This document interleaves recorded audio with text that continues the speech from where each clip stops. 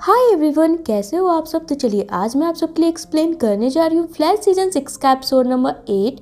तो पिछले एपिसोड में हमने दिखा था जहाँ एक तरफ नेसवेल मॉनिटर तक पहुँचने का रास्ता ढूंढ निकालता है तो दूसरी तरफ रामसी रोसो बैरी यानी कि फ्लैश को अपना गुलाम बना लेता है अपने इन्फेक्टेड ब्लड को इसके अंदर डालकर।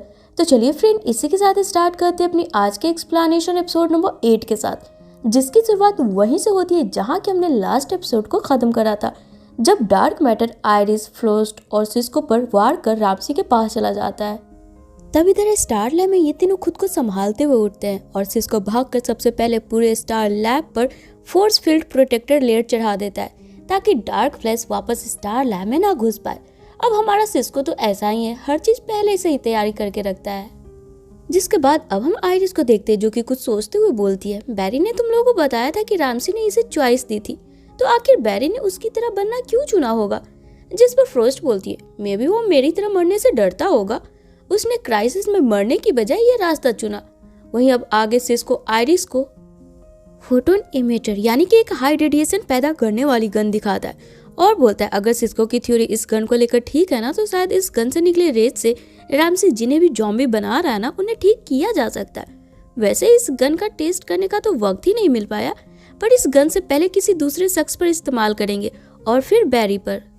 तभी यहाँ फ्रोस्ट को अपने हाथ में लिए रेडियो से पता चलता है कि रामसी पूरे सिटी में घूम घूम कर लोगों को इन्फेक्टेड कर रहा है। तो दूसरी तरफ हम सेसिल को देखते हैं जो कि जब कैमेलिया से मिले द सिटीजन में आती है।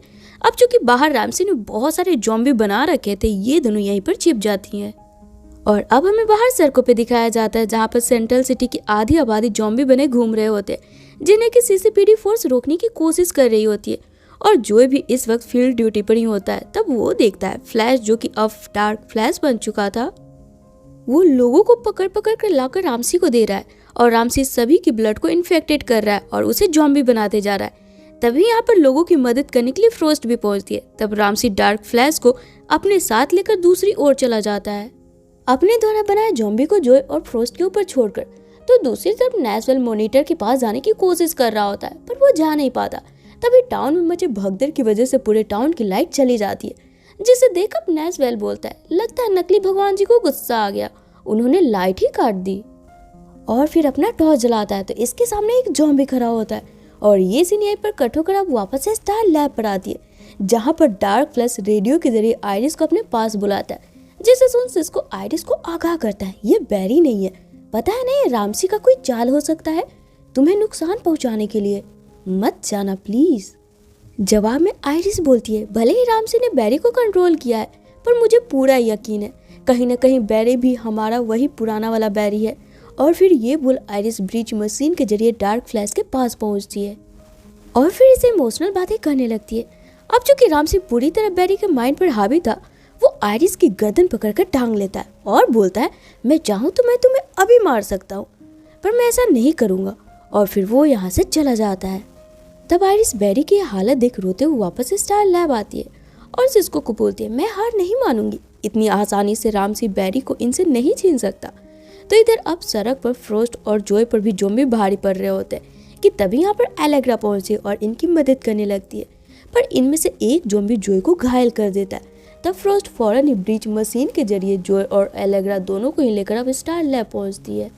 तो अब दूसरी तरफ हम सिस्को को देखते हैं जो कि ब्रीच मशीन के जरिए रामसी के पास आता है और अपने इमिटर गन से इस पर वार करता है, जिससे कि रामसी पर कोई भी फर्क नहीं पड़ता। अब इसी बीच यहाँ पर डार्क फ्लैश आकर सिस्को को धक्का देकर गिरा देता है। तब रामसी हंसते हुए सिस्को के पास आकर बोलता है, मैं अभी भी तुम्हारे पास ही आ रहा था, चलो यही तुम मिल गए। क्या है ना, मुझे तुम्हारी मदद चाहिए, स्टार लैब में एंट्री करना है मुझे स्टार लैब का एक्सेस चाहिए ताकि मैं पार्टिकल एक्सीलरेटर को ऑन कर सकूं।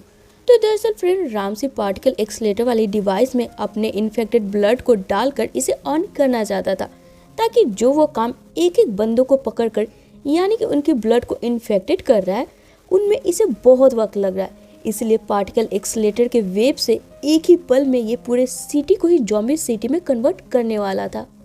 अब ये सुन सिस्को रामसी की मदद करने से मना कर देता है, जिस पर रामसी हंसते हुए बोलता है, सच कहूँ तो वैसे मुझे मालूम था कि तुम्हारा जवाब यही होगा, पर फिकर नॉट, मेरे पास मेरा गुलाम फ्लैश तो है ही, ये मेरी इच्छा पूरी जरूर करेगा।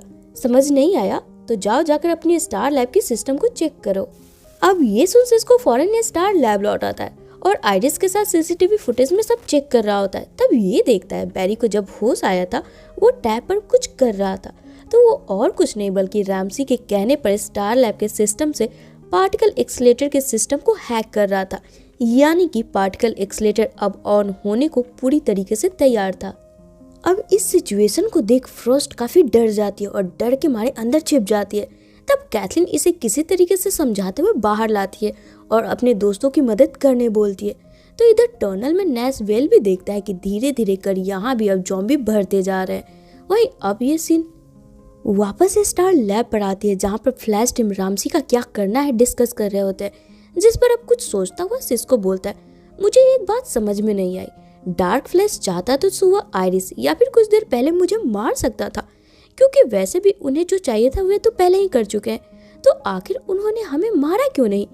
क्या पता हमारा बैरी अभी भी हमें सुन रहा हो, इसलिए डार्क फ्लैश अभी तक हम लोगों को मार नहीं पाया है।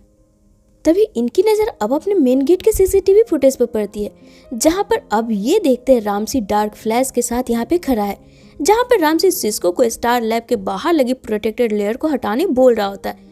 तब डार्क फ्लैश यहाँ पर कुछ ऐसा कोडवर्ड बोलता है जिससे कि सिस्को अब आइरिस पूरी तरीके से कंफर्म हो जाते हैं कि कहीं ना कहीं इनका बैरी अभी भी डार्क फ्लैश के अंदर जिंदा है, जो कि इन्हें रामसी को हराने का ट्रिक बता रहा होता है। जिसे सुन सिस्को स्टार लैब के बाहर लगे प्रोटेक्टेड लेयर हटा देता है। तब फ्लैश रामसी को लेकर अंदर आता है और पार्टिकल एक्सीलेटर के सिस्टम को ऑन करता है, जिसमें कि रामसी अपना इन्फेक्टेड ब्लड रख देता है। तो इधर अब सिस्को अपना दिमाग लगाते हुए कि बैरी ने उसे अपना ब्लड वहाँ पर रखने क्यों दिया होगा, सिस्को को बैरी का प्लान समझ में आ जाता है। दरअसल बैरी जानबूझकर रामसी को स्टार लैब लाता है ताकि रामसी पार्टिकल एक्सीलेटर ऑन कर अपना इन्फेक्टेड खून रखे, और जैसे ये वेव के रूप में बाहर फैले, जस्ट उसी वक्त एलेग्रा अपने यूवी रेज को इस वेव में मिक्स कर दे। अब इससे क्या होगा कि जैसे इन्फेक्टेड ब्लड में यूवी रेज मिक्स होंगे, ये पूरे सिटी में फैल कर अब जो लोग इन्फेक्टेड थे वे उन्हें नॉर्मल कर देगा। अब चूंकि सिस्को पूरा प्लान समझ चुका था, वो एलेग्रा को पाइपलाइन में बुलाता है, जहाँ पर सबसे पहले तो आइरिस रामसी पर अपना इलेक्ट्रिक गन से शूट कर उसे बेहोश कर देती है और उसी गन से डार्क फ्लैश पर भी ताने खड़ी होती है, क्योंकि भले ही बैरी ने इन्हें रास्ता बताया था पर वो अभी भी 90% रामसी के ही कंट्रोल में था। आगे इधर जैसे एलेग्रा अपनी पूरी ताकत से यूवी रेज पार्टिकल एक्सीलेटर के वे में मिक्स करती है, अब जो लोग भी इन्फेक्टेड थे सभी एक साथ नॉर्मल हो जाते हैं और बैरी भी। तभी इनकी नजर रामसी पर पड़ती है जो कि यहाँ से गायब था। तब फ्लैश फौरन ही उसे ढूंढता हुआ बाहर जाता है, तो वो देखता है रामसी वापस से अपने काम पर लगा हुआ है, यानी कि वापस से वो बाहर खड़े एक गार्ड को इन्फेक्टेड करने की कोशिश कर रहा था। तभी फ्लैश आकर उस गार्ड को बचा लेता है। तब गुस्से में रामसी फ्लैश के दोनों हाथों को बांधकर चिल्लाते हुए बोलता है, तुम्हें समझ में नहीं आ रहा है कि मैं लोगों की मदद कर रहा हूँ? मैं सब लोगों को अपने खून के रूप में जिंदगी दे रहा हूँ, जिससे वे कभी नहीं मरेंगे। साला मरने का सारा सिस्टम ही खत्म। और फिर रामसी यहाँ पर एक बड़ा सा ब्लड मॉन्स्टर का रूप लेकर फ्लैश पर अटैक करने लगता है। तभी यहाँ पर पीछे से रामसी की मॉम आ जाती है, जिन्हें देखकर रामसी वापस से पहले की तरह बन जाता है और अपनी मॉम को देख भावुक हो जाता है। जहाँ इसकी मॉम रामसी को समझाती है, तुम्हें रक्षक बनना था, भक्षक थोड़े ना बनना था। अब यहाँ पर अपनी मॉम से बातें करने के क्रम में रामसी को याद आता है इसकी मॉम तो मर चुकी है, तो ये इनसे बातें कैसे कर रहा है। तब इधर फ्लैश अब रामसी को बताता है, वो क्या है ना, इस बार तुम मेरे कंट्रोल में हो। जैसे तुमने मेरी कमजोरी मालूम कर ली थी वैसे ही मैंने तुम्हारी पता की है, पर उस वक्त तुम मुझे मैनिपुलेट कर रहे थे, पर मैं ये सब तुम्हारी भलाई के लिए कर रहा हूँ, इसलिए जानबूझकर तुम्हें मैंने खुद पे कंट्रोल पाने दिया था ताकि मैं भी तुम्हारी कमजोरी जान सकूं। अब इधर बैरी रामसी को कन्विंस कर रहा होता है। तब इधर आइरिस और सिस्को आपस में डिस्कस कर रहे होते हैं कि अगर हमने रामसी को पकड़ लिया तो उसे रखेंगे कहाँ। इट मीन्स कि पिछली बार रेमोरो को जब रखा था तो उसने तो सेल ही तोड़ दिया था और रामसी तो उससे कई गुना ज्यादा ताकतवर है। तभी आइरिस सिस्को को यहाँ आइडिया देती है, क्यों नहीं इसे हम मैक में रखे। मैक वही वाला सेल जिसमें कि इन्होंने चेस्टर को रखा था। अब ये सुनते ही उधर बैरी बिना वक्त गवाए रामसी को पकड़कर मैक में डाल देता है, जिसके कुछ देर बाद अब रामसी की पूरी बॉडी का रिपोर्ट देख सिस्को सभी को बताता है रामसी अब परमानेंट ऐसे ही रहेगा, इसके सुधार का कोई इलाज नहीं है।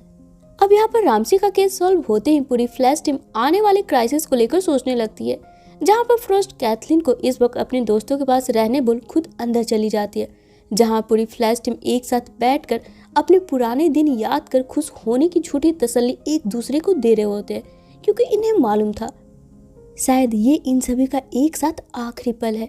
अब यहाँ पर जैसे ही रात के 12 बजते हैं, यानी कि तारीख 10 दिसंबर आती है, ये लोग देखते हैं पूरा आसमान लाल पड़ जाता है।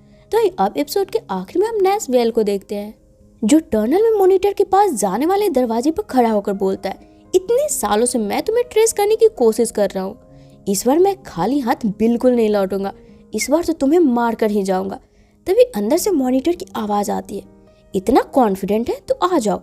और फिर एक तेज रोशनी आती है जो कि इसे अंदर खींच लेती है, और इसी के साथ ये एपिसोड यहीं पे खत्म हो जाती है। तो फ्रेंड्स, अगर आपको मेरा वीडियो पसंद आता है ना, तो वीडियो को लाइक और शेयर करना बिल्कुल ना भूलें। साथ ही अगर आप मेरे चैनल पे न्यू हो तो इसे ऑल बेल नोटिफिकेशन के साथ सब्सक्राइब जरूर कर ले, ताकि मैं जब भी इसका नेक्स्ट वीडियो डालूँ ना, आपको उसका नोटिफिकेशन मिल जाए और मुझे आप सबका सपोर्ट। तो चलिए फिर मिलते हैं अपने नेक्स्ट वीडियो में। Till then take care and bye bye.